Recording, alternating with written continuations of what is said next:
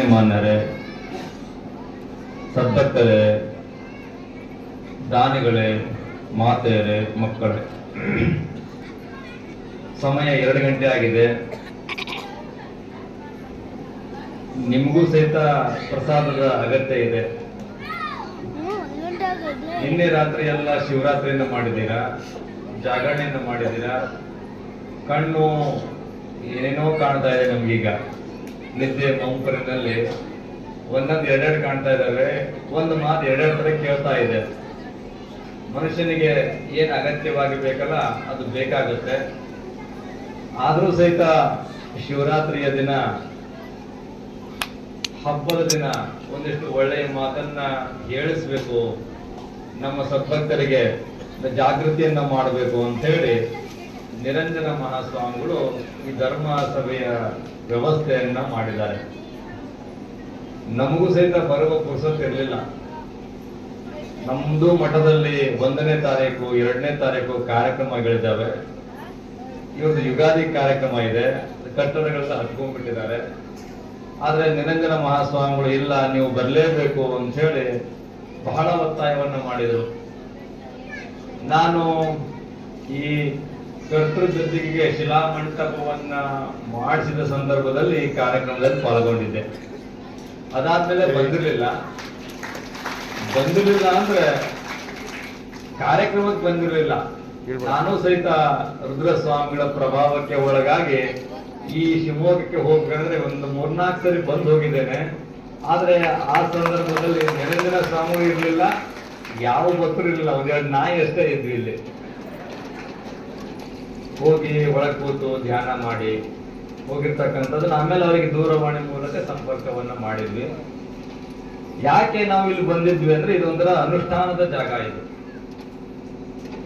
ಯಾವ ಯೋಗಿಗಳು ತಪಸ್ಸನ್ನ ಮಾಡ್ತಾ ಮಾಡ್ತಾ ಮಾಡ್ತಾ ತಮ್ಮ ತಪಸ್ಸನ್ನ ನಿಕ್ಷೇಪಗೊಳಿಸಿ ಹಾಗೆ ಈ ಭೂಮಿ ಒಳಗೆ ಖನಿಜ ಇರುತ್ತೋ ತೆಗೆದ ಹಾಗೆ ಅದು ಬರುತ್ತೋ, ಹಾಗೆ ಒಬ್ಬ ಸಾಧಕನಾದವನು, ಶಿವಯೋಗಿ ಆದವನು ಅನುಷ್ಠಾನ ಮಾಡ್ತಾ ಮಾಡ್ತಾ ಮಾಡ್ತಾ ತನ್ನ ತಪಸ್ಸನ್ನ ಅಲ್ಲಿ ನಿಕ್ಷೇಪಗೊಳಿಸ್ತಾನೆ, ಅಲ್ಲಿ ಅದನ್ನ ಸಂಚಯಗೊಳಿಸ್ತಾನೆ. ಯಾರು ಬಂದು ಇಲ್ಲಿ ಈ ಪರಿಸರದಲ್ಲಿ ಸೇವೆಯನ್ನ ಮಾಡ್ತಾ ತಮ್ಮ ಮನಸ್ಸಿನ ಸಂಕಲ್ಪಗಳನ್ನ ಪ್ರಾರ್ಥನೆ ಮಾಡ್ಕೊಳ್ತಾ ಇಲ್ಲಿ ಹೆಚ್ಚು ಒಡನಾಟವನ್ನ ಮಾಡ್ತಾರೋ ಆ ಒಂದು ಧನಾತ್ಮಕ ಶಕ್ತಿ ಅವರ ಮೇಲೆ ಆಹ್ವಾನಗೊಂಡು ಅವರ ಎಲ್ಲ ಸಂಕಟಗಳನ್ನ ಎದುರಿಸುವಂತ ಶಕ್ತಿ ಇಲ್ಲಿ ಪ್ರಾಪ್ತಿ ಆಗುತ್ತೆ. ಹಾಗಾಗಿ ಇದು ಶಿವಯೋಗದ ಕ್ಷೇತ್ರ ಅಂತ ಹೇಳಿ ನಾವು ಹೇಳ್ಬೇಕಾಗತ್ತೆ. ಬಹಳಷ್ಟು ಮಠಗಳಿದಾವೆ, ಬಹಳಷ್ಟು ಜನ ಸ್ವಾಮಿಗಳು ಇದ್ದಾರೆ. ನೋಡ್ರಿ, ಇಲ್ಲಿ ಬಹಳಷ್ಟು ಜನ ಸ್ವಾಮಿಗಳಿಗೆ ಎಲ್ಲ ಭಕ್ತರು ಸೇರಿ ಕೋಟ್ಯಾಂತರ ರೂಪಾಯಿ ಖರ್ಚು ಮಾಡಿ ಪಟ್ಟಾಧಿಕಾರವನ್ನು ಮಾಡ್ತಾರೆ. ಅವರಂತೂ ಮಠಕ್ಕೆ ಸ್ವಾಮಿಗಳಾಗಲು ಸಹಜ, ಆ ಪರಂಪರೆ ಮುಂದುವರ್ಸ್ಕೊಂಡು ಹೋಗುವಂತ ಸಹಜ. ನೋಡಿ, ಇಲ್ಲಿ ಈ ರುದ್ರಸ್ವಾಮಿ ಮಠಕ್ಕೆ ಇದು ಮಠ ಅಂತ ಗೊತ್ತಾಗಿರುವಂತದ್ದೇ ಇತ್ತೀಚಿನ ದಿನಗಳಲ್ಲಿ. ಇತಿಹಾಸ ಇತ್ತು, ಗೆಜೆಟರ್ ನಲ್ಲಿ ಹೀಗೆಲ್ಲ ಉಲ್ಲೇಖ ಇತ್ತು ಅಂತ ಹೇಳಿ. ಅದು ಎಷ್ಟೋ ಇತಿಹಾಸದಲ್ಲಿ ಇರ್ತಕ್ಕಂಥ ಮಠಗಳು ಇವತ್ತು ನಾಶವಾಗಿ ಹೋಗಿದ್ದಾವೆ. ಆದ್ರೆ ಈ ಜೀರ್ಣಾವಸ್ಥೆಯಲ್ಲಿ ಇರ್ತಕ್ಕಂಥ ಮಠವನ್ನ ಅದು ತಮಗೆ ಯಾವುದೇ ರೀತಿಯಾಗಿರ್ತಕ್ಕಂಥ ಸಂಬಂಧ ಇಲ್ಲದೇ ಇದ್ರು ಸಹಿತ ಆ ಜಂಗಮ ಸಂಬಂಧದ ಮೂಲಕ ಈ ಮಠದಲ್ಲಿ ನಾನು ಅನುಷ್ಠಾನ ಮಾಡಬೇಕು, ಈ ಮಠವನ್ನ ಜೀರ್ಣೋದ್ಧಾರ ಮಾಡಬೇಕು, ಆ ಸ್ವಾಮಿಯ ಸೇವೆಯನ್ನ ಮಾಡಬೇಕು, ಆ ಮೂಲಕ ಲಕ್ಷಾಂತರ ಭಕ್ತರಿಗೆ ಕಲ್ಯಾಣ ಮಾಡಬೇಕು ಅಂತೇಳಿ ತಮ್ಮ ಜೀವನವನ್ನ ತ್ಯಾಗ ಮಾಡಿ ಇಲ್ಲಿರ್ತಕ್ಕಂಥವ್ರು ನಿರಂಜನ ಮಹಾಸ್ವಾಮಿಗಳವರು. ಸನ್ಯಾಸವನ್ನ ಗ್ರಹಣ ಮಾಡತಕ್ಕಂತ ಸ್ವಾಮಿಗಳು ಮಾಡಕ್ ಆಗದೆ ಇರ್ತಕ್ಕಂಥ ಕೆಲಸವನ್ನ ನಿರಂಜನ ಸ್ವಾಮಿಗಳು ಮಾಡ್ಕೊಂಡು ಬರ್ತಾ ಇದ್ದಾರೆ. ಹಾಗಾಗಿ ಇಲ್ಲಿ ಮೂಲ ಹೆಂಗಾಗಿದೆಯಪ್ಪ ಅಂತ ಹೇಳಿದ್ರೆ, ನಮಗೆ ಹಸಿವಾಗಿದೆ, ಮುಂದೆಲ್ಲ ಭಕ್ಷ್ಯ ಭೋಜ್ಯಗಳನ್ನ ಮಾಡಿದ್ದಾರೆ, ಭಕ್ಷ್ಯ ಭೋಜ್ಯಗಳನ್ನೆಲ್ಲ ಮಾಡಿಬಿಟ್ಟಿದ್ದಾರೆ. ಪ್ರಸಾದ ಮಾಡಬೇಕು, ಆದ್ರೆ ಬಾಯಿ ಕಟ್ಟಿ ಬಿಟ್ಟಿದ್ದಾರೆ. ಬಾಯಿಗೆ ಅದೇನು ಹಾಕ್ತಾರಲ್ಲ, ಮಂಕ್ರಿ ಅಂತ ಕರೀತಾರೆ, ಎತ್ತುಗಳಿಗೆ ಹಾಕ್ತಾರೆ, ಬಾಯಿ ಕುಕ್ಕೆ ಹಾಕಿಬಿಟ್ಟಿದ್ದಾರೆ. ಆದ್ರೂ ಕೆಲವೊಂದು ಎತ್ತುಗಳು ನಾಲಿಗೆಯಲ್ಲಿ ಅಲ್ಲೇ ಚಾಚ್ ತಿಂತಿರ್ತವೆ. ಗೊತ್ತಿಲ್ಲ, ರೈತರಿಗೆಲ್ಲ ಗೊತ್ತಿದೆ ಅದು, ಹೌದಲ್ಲ? ಹಾಗೆ ಭಕ್ಷ್ಯ ಭೋಜ್ಯಗಳನ್ನ ಹಾಕಿದ ಮೇಲೆ ಆ ನಾಲಿಗೆಯಲ್ಲಿ ತಿನ್ನಕ್ ಆಗಲ್ಲ, ಆದ್ರೂ ಪ್ರಯತ್ನ ಮಾಡ್ತಕ್ಕಂಥದ್ದು.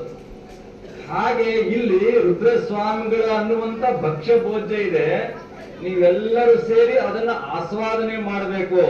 ಆ ಒಂದು ಭಕ್ಷ್ಯ ಭೋಜ್ಯವನ್ನ ಶಿವಯೋಗದ ಅನುಭವವನ್ನ ಪಡ್ಕೊಳ್ಬೇಕು ಅಂತೇಳಿ ನೀವೆಲ್ಲರೂ ಬರ್ತಾ ಇದ್ದೀರಾ.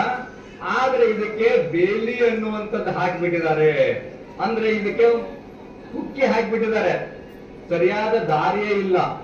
ಆದ್ರೂ ಸಹಿತ ನಾವು ನಾಲ್ಗಿ ಚಾಚಿ ಚಾಚಿ ಚಾಚಿ ಚಾಚಿ ಇಲ್ಲಿ ಬಂದು ಈ ಭಕ್ಷ್ಯ ಭೋಜ್ಯವನ್ನ ನಾವು ಸ್ವೀಕಾರ ಮಾಡ್ತಾ ಇದ್ದೇವೆ. ಅಂದ್ರೆ ಪ್ರಯತ್ನ ನಾವು ಎಲ್ಲರೂ ಸಂಕಲ್ಪವನ್ನು ಮಾಡಿ ಇದಕ್ಕೆ ಏನು ಇಲ್ಲೇನು ನಾವೇನು ದೊಡ್ಡದು ಮೆಡಿಕಲ್ ಕಾಲೇಜ್ ಮಾಡಂಗಿಲ್ಲ, ಇಂಜಿನಿಯರಿಂಗ್ ಕಾಲೇಜ್ ಮಾಡಂಗಿಲ್ಲ. ಯಾರು ನೊಂದವರು, ಬೆಂದವರು, ಬಳಲಿದವರು, ದೀನರು, ದುರ್ಬಲರು, ದಲಿತರು, ಅವರಿಗೆ ಒಂದು ಶಾಂತಿಯನ್ನ ಕೊಡಬೇಕು ಅನ್ನುವಂಥದ್ದು ಈ ಒಂದು ನಿರಂಜನ ಸ್ವಾಮಿಗಳ ಆಶಯವಾಗಿದೆ. ಅಲ್ಲಿರ್ತಕ್ಕಂಥ ರುದ್ರ ಸ್ವಾಮಿಗಳು ಅದಕ್ಕೆಲ್ಲ ಪ್ರೇರಣೆಯನ್ನ ಕೊಡ್ತಾ ಇದ್ದಾರೆ ನಮಗೆ. ರುದ್ರಸ್ವಾಮಿ ಯಾರು, ನಾನು ಅವ್ರು ರುದ್ರಸ್ವಾಮಿ ಅನ್ನೋದೇ ಹೆಚ್ಚು, ಯಾಕಂದ್ರೆ ನನಗೆ ಅವ್ರು ಬೇರೆ ಇಲ್ಲ ಅವ್ರು ಬೇರೆ ಅನ್ನೋ ಭಾವನೆ ಬರೋದಿಲ್ಲ. ನಿರಂಜನ ಸ್ವಾಮಿಗಳನ್ನ ನನಗೆ ಸ್ವಲ್ಪ ಕಡಿಮೆ ಅನ್ನೋದು ನಾನು. ಅವರು ನನಗೆ ರಾತ್ರಿ 12 ಗಂಟೆಗೆ 1 ಗಂಟೆಗೆ ಇಲ್ಲ ಬೆಳಿಗ್ಗೆ 5 ಗಂಟೆಗೆ ಫೋನ್ ಮಾಡ್ತಾರೆ. ನಾನು ಎದ್ದು ಶಿವಪೂಜೆಯನ್ನು ಮಾಡ್ತಾ ಇರ್ತೇನೆ. ನಾನು ಯಾಕ್ರಿ ಈಗ ಫೋನ್ ಮಾಡಿದ್ರಿ? ಇಲ್ಲ ಬಿಡಿ, ನಮ್ಗೆ ಈಗ ನಮಗೆ ಹಗಲಿದೆ, ನಮಗೆ ರಾತ್ರಿ, ನಿಮ್ಗೆಲ್ಲ ಹಗಲಾಗಿರುತ್ತೆ, ನನಗೆ ಹಗಲು ರಾತ್ರಿ ಆಗುತ್ತೆ, ರಾತ್ರಿ ಹಗಲಾಗತ್ತೆ. ಯಾಕಂದ್ರೆ ಎಲ್ಲಾ ಭಕ್ತರು ನನಗೆ ದಂಪತಿಗಳು ಸಂಪರ್ಕವನ್ನು ಮಾಡ್ತಾರೆ, ಕೃಷಿಕರ ಸಂಪರ್ಕವನ್ನು ಮಾಡ್ತಾರೆ, ಕಷ್ಟದಲ್ಲಿರ್ತಕ್ಕಂಥ ಸಂಪರ್ಕವನ್ನು ಮಾಡ್ತಾರೆ, ಅವರಿಗೆ ನಾನು ಸಂವಾದವನ್ನು ಮಾಡ್ತೇನೆ, ಅವರಿಗೆ ಕಷ್ಟಗಳಿಗೆ ಪರಿಹಾರವನ್ನು ಕೊಡ್ತೇನೆ. ಹಾಗಾಗಿ ಆ ರೀತಿಯಾಗಿರ್ತಕ್ಕಂಥ ಕೆಲಸವನ್ನ ನಮ್ಮ ನಿರಂಜನ ಮಹಾಸ್ವಾಮಿಗಳು ಯಾವುದೇ ಸ್ವಾಮಿಗಳು ಮಾಡದೇ ಇರ್ತಕ್ಕಂಥ ಕೆಲಸವನ್ನ ಮಾಡ್ಕೊಂಡು ಬರ್ತಾ ಇದ್ದಾರೆ. ಅವರಿಗೆ ಆ ಸ್ವಾಮಿ ಆಶೀರ್ವಾದ ಸದಾಕಾಲ ಇರಲಿ ಅನ್ನುವಂತ ಮಾತನ್ನ ಈ ಸಂದರ್ಭದಲ್ಲಿ ಹೇಳ್ತಾ, ನಾವೆಲ್ಲರೂ ಸಹಿತ ಒಂದು ಕೂಲಿ ಮಾಡೋ ವಿಚಾರ ಮಾಡಿ. ಆತನಿಗೆ ಪಗಾರ 500 ರೂಪಾಯಿ ಅಂತಂದ್ರೆ 500 ರೂಪಾಯಿ ಅಷ್ಟು ಕೂಲಿ ಮಾಡೋದಿಲ್ಲ ಅವನು, ಅಂದ್ರೆ ಅಲ್ಲಿ ಸಮಯ ಕಳುವು ಮಾಡ್ತಾನ ಅವನು. ಅವಾಗ ನಿಮಗ ಅನಿಸ್ತತಿ, ನೋಡಪ್ಪ ಸರಿ ಕೆಲಸನ ಮಾಡಂಗಿಲ್ಲ. ಮತ್ ನೀವು ಅಷ್ಟ, ನಿಮ್ದು ತೋಟ ಇತ್ತು, ಕೃಷಿ ಇತ್ತು, ಏನೋ ಒಂದಿಷ್ಟು ಅಡಿಕೆನ ಹಾಕಿರ್ತೀರಿ, ಭತ್ತವನ್ನು ಬೆಳೆದಿರ್ತೀರಿ, ಅಲ್ಲಿ ಏನಾದ್ರೂ ಒಂದು 10 ಕ್ವಿಂಟಲ್ ಭತ್ತ ಆಯ್ತು, ಒಂದು 5 ಕ್ವಿಂಟಲ್ ಅಡಿಕೆ ಆಯ್ತು ಅಂದ್ರೆ ಇನ್ನೂ 1 ಕ್ವಿಂಟಲ್ ಜಾಸ್ತಿ ಆಗಿದ್ರೆ ಚಲೋ ಇತ್ತಲ್ಲ ಅಂತ ನಾವು ಬಯಸ್ತೇವೆ. ಅಂದ್ರೆ ನಮ್ಮ ಬಂದಿದ್ದಾನೆ, ಲಗ್ನ ಮಾಡ್ಬೇಕು, ಹೌದಲ್ಲ? ಎಲ್ಲ ತಂದೆ ತಾಯಿಗಳು ಆತರ ಆಲೋಚನೆ ಮಾಡ್ತಾರೆ. ಲಗ್ನ ಮಾಡಿದ್ರು, ಲಗ್ನ ಆದ್ಮೇಲೆ ಯಾರು ಸುಖವಾಗಿದ್ದಾರೆ ಕೈ ಎತ್ತಿ ನೋಡೋಣ. ನಮಗ್ ಗೊತ್ತಿಲ್ಲ, ನಮ್ದು ಆ ಕ್ಷೇತ್ರನೂ ಅಲ್ಲ, ನಾವು ಅದು ಆಗಿಲ್ಲ. ನಿಮ್ಗ ಯಾರು ಸುಖವಾಗಿದಾರ? 1 ವರ್ಷ 2 ವರ್ಷ, ಹೌದಲ್ಲ?